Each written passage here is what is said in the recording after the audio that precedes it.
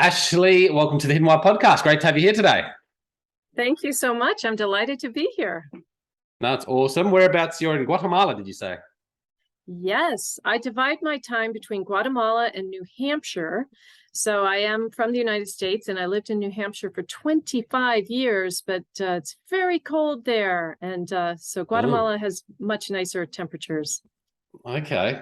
So what, 6 months there and 6 months in Guatemala? Like, how does that work? Yeah, that would be logical. But no, it's more like 9 months, 3 months. 3 months in New Hampshire, that is, and 9 months in Guatemala. Okay, yeah, that's cool. Enough time to have a baby. Enough time to have a baby, yes, true. So you're a psychotherapist, is that right? 30 years That's in correct. in the making? Know, 30 years in the field, which is still blows my mind. But yes, it's been a wonderful career and I love working with people. Right. What got you into this career? You know, I was in my 20s and I had graduated from university and I wasn't sure what to do. So I kind of drifted around for a while and I was in public relations. And I was writing press releases for, medicine, for like allergy medicine. And at one point I just said, what am I doing with my life? This does not feel meaningful. So I had actually been a psychology major back in college and it just came together all of a sudden. I said, I need to be helping people in emotional pain. Just sort of came to me like in an afternoon when I was walking down the streets of Manhattan. And after that, I went into graduate school to become a therapist and I've never looked back. Cool. I've got a couple of questions from that. So going through uni, getting into a work that I guess it wasn't fulfilling you and not giving you that meaning and purpose.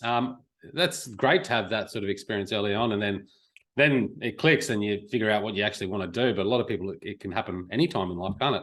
Yes, walk us it through really that. can. I mean, it's flashing back, obviously, a while in your career now, but walk us through those motions and maybe share some insight as to how that could help others in that same position right now and why it's so important to, find something that you're passionate about and find something that you love. Well, it really is, isn't it? Because if you're just sitting in a cubicle, watching the days come and go. And I realized someone asked me once, like, what's your 5-year plan? And I was in my 20s and I said, well, I guess I only care about getting a promotion in this job so I can have a bigger cubicle. And then I thought, that is pitiful. That's a terrible goal. Like just to have a better cubicle in an office where I feel like I'm just a drone with like a little ant in the anthill. So I think that for people who are finding that they don't have a purpose, it's time to start investigating that. For me, that meant a lot of prayer and asking a higher power to show me what to do. Although I will also say there's a book called The Color of Your Parachute, and that was helpful for me too. I think it's called that, something about a color in a parachute. And it's about how to sort of dial into what would match your personality, your skill set, your interests, because obviously there's meaningful work everywhere. And the truth is almost anything can be done meaningfully.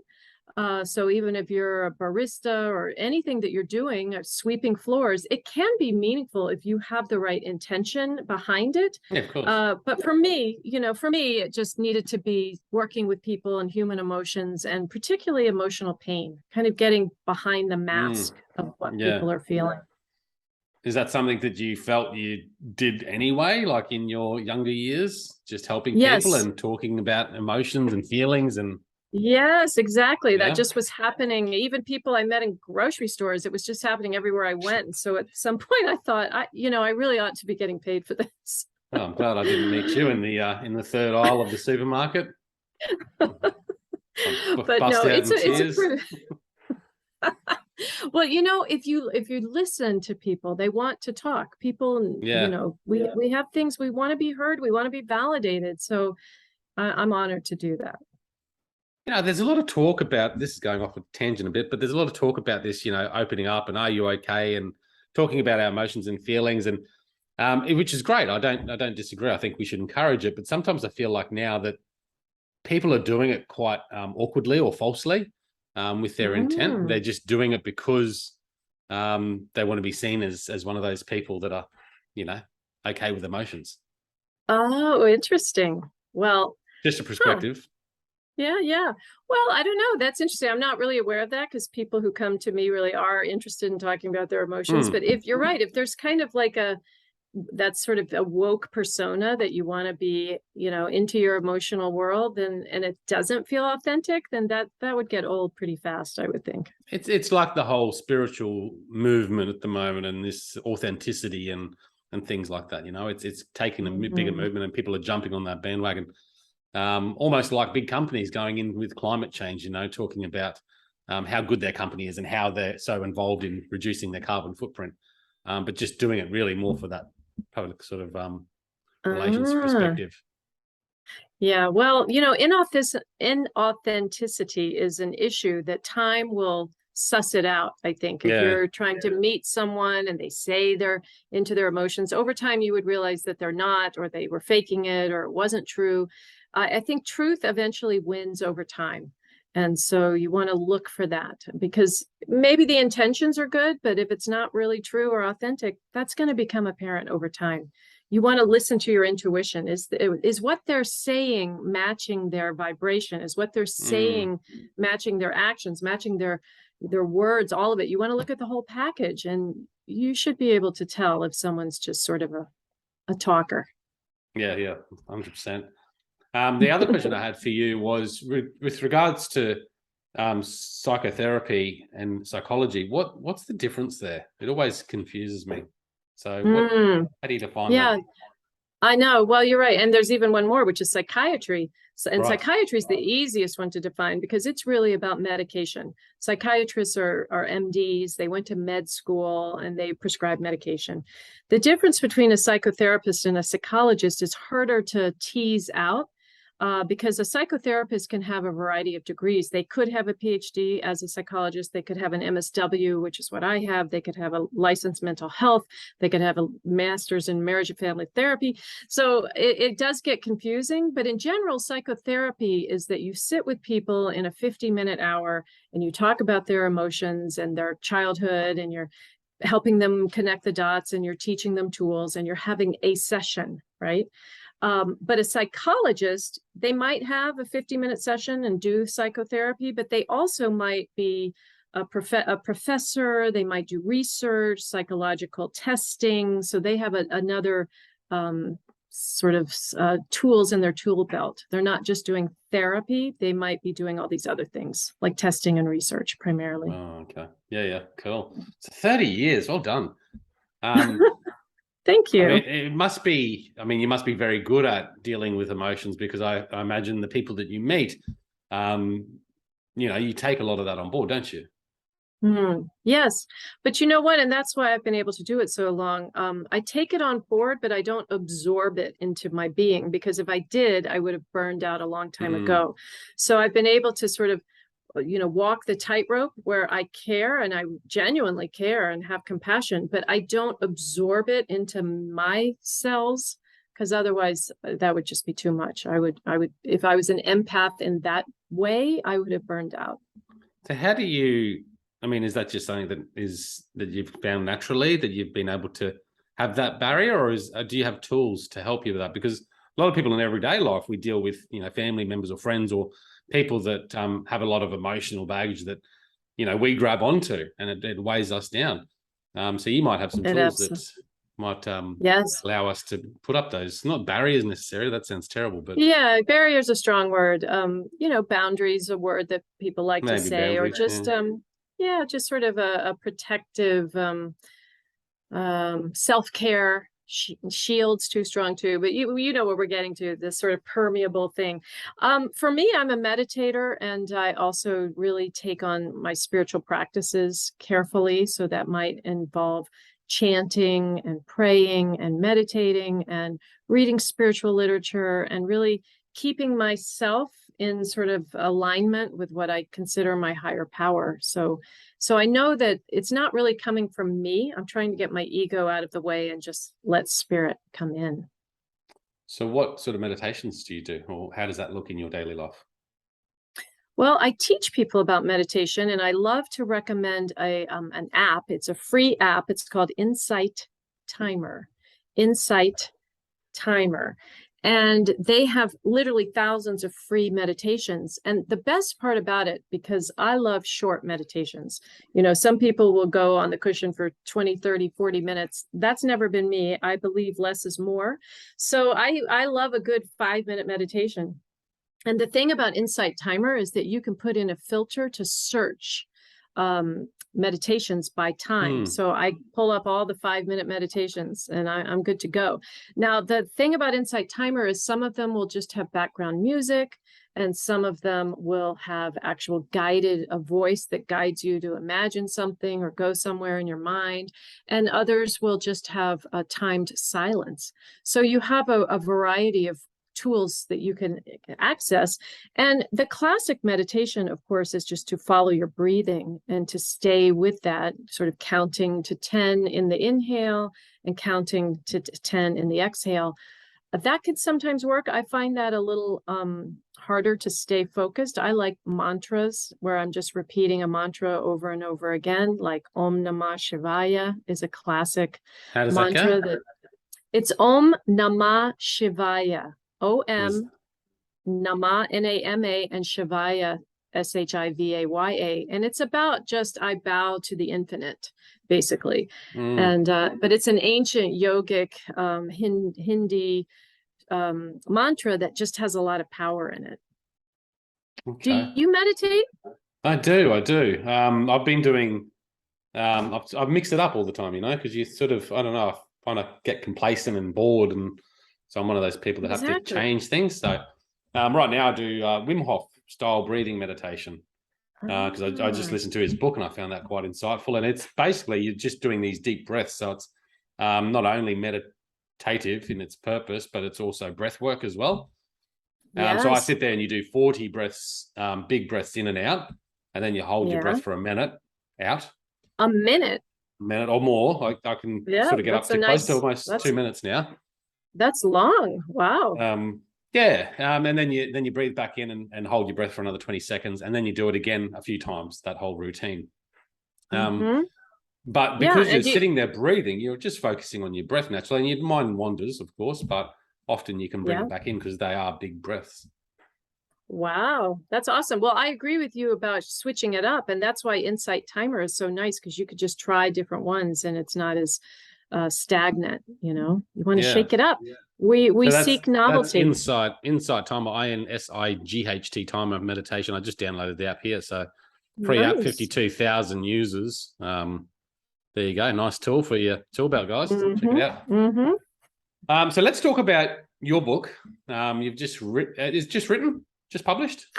It came out this year. Yes, I wrote it during the pandemic in Guatemala. It's actually my 10th book. 10th book, yeah, well done. It's crazy. It's called Light After Loss, a spiritual guide for comfort, hope, and healing. And it's your 10th book. That's cool. How's it all going? It's going very well. I get to talk to people like you who I wouldn't have otherwise met as I go around doing some podcast interviews. This book, my very first book, so back as I was telling you about in New York City, when I was having this sort of existential crisis, what am I going to do? It also eventually led me to, for some reason, I actually can't even answer exactly why, but I was sort of guided to write a book about loss. And that was my first book, and it was called Transcending Loss. And turns out all these years later, 25, almost 30 years later, I write another grief book, Light After Loss. And I really didn't think I had anything left to say. I thought I had kind of said it back in Transcending Loss, and also Hope and Healing for Transcending Loss, which I wrote 6 years ago. It's a daily reader. Anyway, when the pandemic came in Guatemala, we were completely shut down for 6 months. The airports closed, you couldn't go in or out. And we had these curfews over the weekend where you were not allowed to leave your house from Friday afternoon to Monday morning. You literally could not leave your home. And this went on for almost 6 months. So I just had more time on my hands, basically. And I thought, I need to write another book. So it came out. I like that, taking an opportunity out of the madness that was, that a lot of people probably would have just got, down themselves with. You've looked at it on the bright side. Because of the meditation, right? It's because of the meditation. Maybe, it keeps you anchored in the storm, or it does for me. So anyway, this book is specifically looking at how to bring spirituality to the grieving process and how that can make it, I would say, more bearable, because it's still very painful, but it makes the unbearable more bearable. Mm-hmm. Okay. Is this something that wasn't triggered by a loss yourself, or is this just, I imagine in your line of work, you deal with a lot of people that are grieving, and that's probably most oftentimes their pain points and why they're perhaps down, because grief and losing someone close to you can last for a long time if you don't have the tools to deal with it. Well, it's, first of all, it's inevitable. We're all going to lose people we love, because that's the nature of being alive. And yes, it wasn't an individual loss per se for me that led me. It's, who knows? It could have been past life losses. I don't really know. I just know that I felt the call to work with grievers and had a real sympathy for what they were going through, especially tragic losses. And by that, I mean, obviously, accidents and illnesses and people dying under the age of 70, let's say, children dying, young people dying. But let's see, where was I going with that, Lee? No, I'm not too sure. How you came about writing it, I suppose. And oh, yes. So it wasn't a major loss of my own. It was just more the sense that I've been hearing these stories for so long and working with people and recognizing that a couple of things. First of all, the journey of grieving a major loss doesn't really end. And it just is something that you learn to live with and learn to manage. And that's especially true for people with these tragic losses that I'm describing, that you don't just get over that. You learn to live with it. And the other important point that I like to share with people is that love is stronger than death. And so even though this person you love has left the planet in physical form, you're still connected to them. You're still in relationship with them. You're still connected spiritually and emotionally. And the love is always embedded within you. So the more you can turn to that, the easier your journey is going to be. Yeah. Okay. Interesting. So the loss of someone never ends, then, you're saying, like the grief for that always is with you. To some degree. Yeah. Now, it doesn't mean that you're necessarily in acute grief all the time. And acute grief might look like after the first year of losing someone you love, where maybe you're crying a lot, you're confused, you have trouble, cognitive impairment, you're having trouble thinking, focusing, concentrating. That kind of thing is very, very normal. That's not going to be ongoing necessarily, but you will have something, what I call grief bursts, that they will come at different times, where the grief just bursts through and it feels raw, even though it might have been 10 years or 20 years or 30 years since you lost your loved one. So that's not unusual. And it might come around a holiday or an anniversary, a birthday, a death day, that you're going to have an emotional response to the fact that they're not here anymore, even though you're still in relationship. Okay. And you talk about spiritual healing. With that said, is it a religious approach? Like, are you Catholic, or are you just spiritual generally? Like, how do we focus on that? Because everyone's got their own beliefs, I guess, around that. Exactly. And no, this is, I actually really intentionally went about this to not make it religious, because I don't want people who say they aren't religious to feel alienated. So no, I'm not Catholic, and I'm a big believer in, I guess I would just call source, spirit, and a generalized spirituality. But I try to make it so broad and so all-encompassing that even people who say, well, I'm not spiritual, that's not for me, would be able to read this book and find some comfort in it. So, for example, I would say nature is probably the most spiritual experience that almost everyone has had at some point in their life, meaning that they've been moved by nature. They've been moved by a sunset or an ocean scene. They've been hiking. They've been on mountaintops. They've been in walked trails. They've seen lakes. They've seen oceans. That there's something about nature that we long to connect with. And I would call that a spiritual experience, that you're connecting to something more, something bigger than yourself. So that's the kind of experience that I'm talking about and trying to help people access. Okay, so when we're talking, and actually this is quite close to home for me. I lost my father earlier this year, back in March. Suddenly he had a stroke and yeah, passed away. Oh, I'm Quickly, sorry. I'm sorry for your fortunately. loss. For Yes, him, thank yeah. you. Yeah. But look, it's something that that's, I guess, close to me, Sue, so we can talk about it in that sense. But for someone sitting in that chair with you and talking about their grief, how do you bring the talk of nature into that conversation? And is it a practice that you encourage people to, you know, go out there and do some more hikes or go for a swim in the ocean? Like, what is it that we should be doing? Interesting. Okay, well, first of all, I probably wouldn't mention it right off the bat. So when I'm working with someone, that's going to come a little bit later in the journey. So I guess a lot of what I help someone do, so for example, if I was talking with you, I'd want to hear more about your relationship with your father, what it was like, how the relationship evolved over time. What do you miss about him? What do you not miss about him? What was it like to be at the funeral? You know, I'd help you explore some of the relationships. So Right. I think Okay. a big part of what I try to help people do is help them understand their experience and validate their feelings around it, and even normalize what they're experiencing. But let me give you so I wouldn't just automatically say, I think you should go out and hug a tree today for your homework. Although that might be nice and it might even be helpful.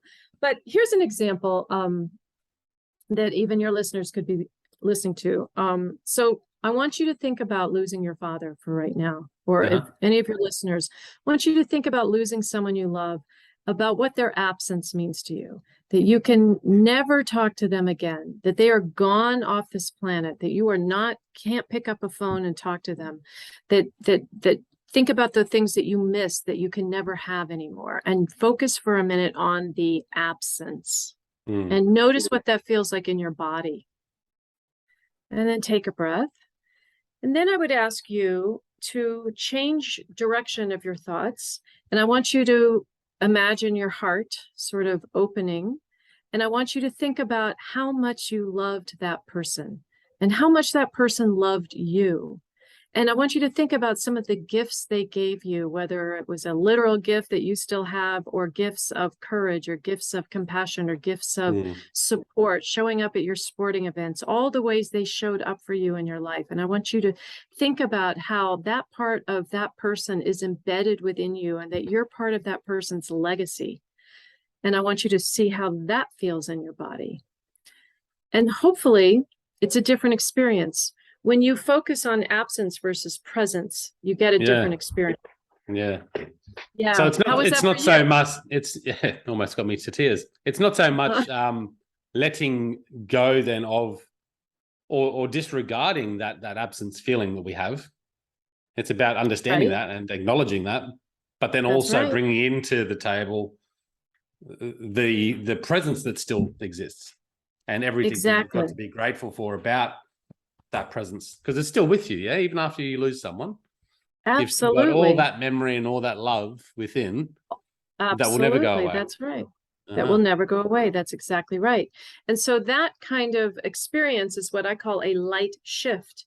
And in my book, Light After Loss, I write about a lot of different ways to make that shift. So you're shifting out of the pain and the sorrow and the absence, which you have to feel, by the way. And yet, again and again, shifting to the sense of love, the sense of compassion that you're developing potentially for yourself, and a sense of connection to this something more, which may be through nature. So I try to help people see that you're on a journey now. You're on a journey that has been accelerated, perhaps even by this loss, as you get to know your new self in the world in this way. Right. And I guess in those times, whether it's, you know, soon after or 10 years after, where you have those, what do you call it? Bursts. That's right. The grief bursts. Grief bursts. You know, you could use that practice, that life shift, because you probably feel that absence, then you can start think about and then bring in that presence that's actually there. Right. And I often will ask people, here's a bargain for you. I can wave a wand and take away your pain. You'll never feel sad or angry or sorrowful. You won't long for them. You won't miss them. You'll feel no anxiety or sadness or anger ever again regarding this issue. But the catch is that I'm going to erase your memories, and you never knew that person. That person was not your father. For example, you never knew him, you never met him, he never came into your life, you never got to know him. He had no bearing in your life at all. Would you want that bargain? And most people will say no, that they are so happy they knew that person, even if there were conflicts, because that's the other thing. No relationships are perfect. No relationships are conflict free. So even knowing that there might have been stuff or unfinished business, you would still probably choose to have known and loved that person, even if it means you're feeling sad now. Yeah, that's cool. I like that. Huh.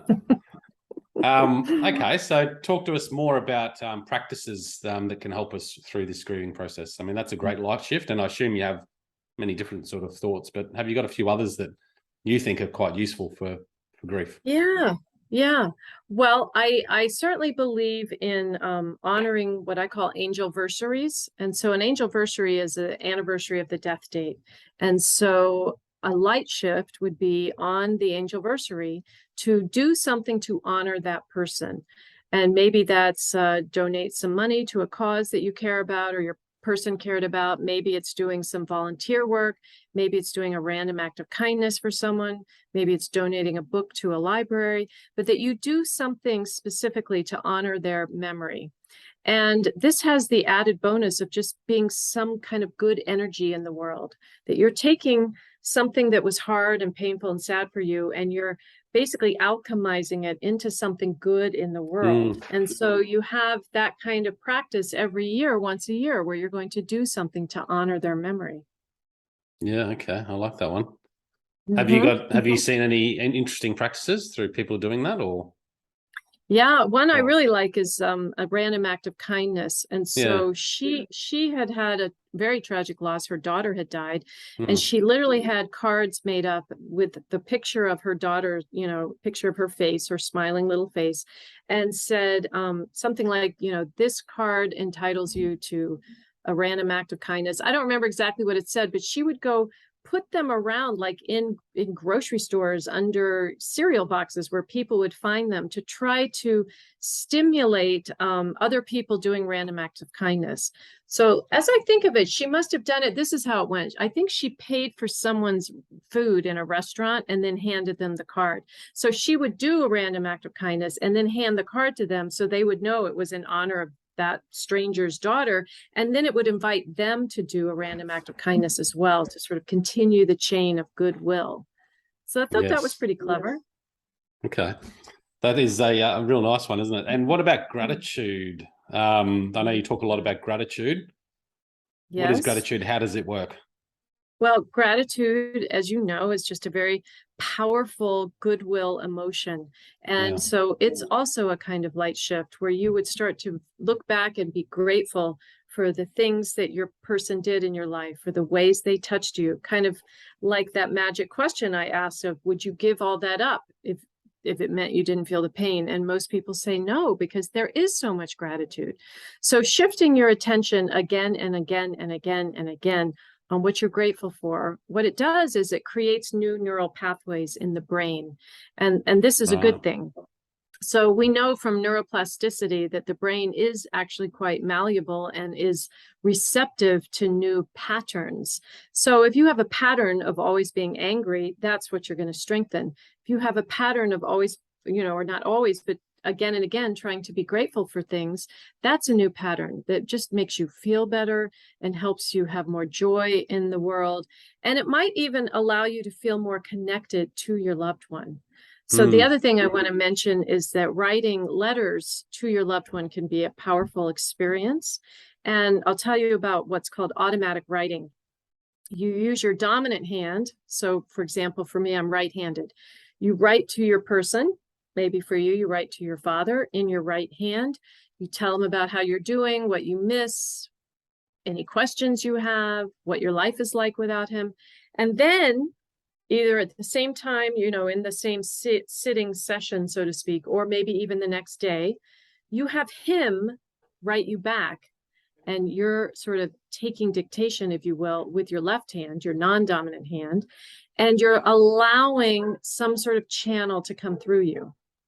So it kind of sounds weird, But if you're open to the process, that he's going to answer you through a letter to you from him.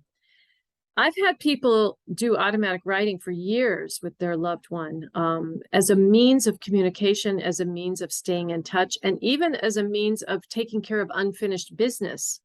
Like maybe you never got to tell your person something, or you wished you had always said. So say it in a letter and have them write you back.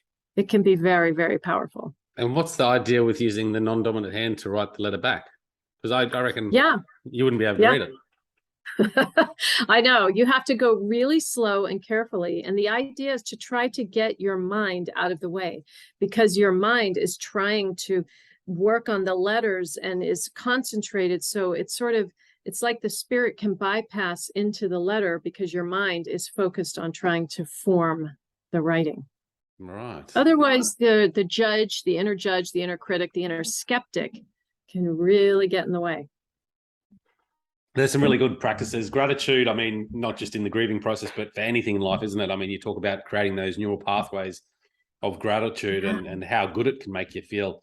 If you have an angry moment or, sad moment or whatever it might be, you can sometimes just flip the switch. And I don't know if you call that a light shift moment, but just flip it around and think about what's good about the situation, perhaps, or what's good in life, Yes, or what's not. If what's the invitation in the situation? How can you grow?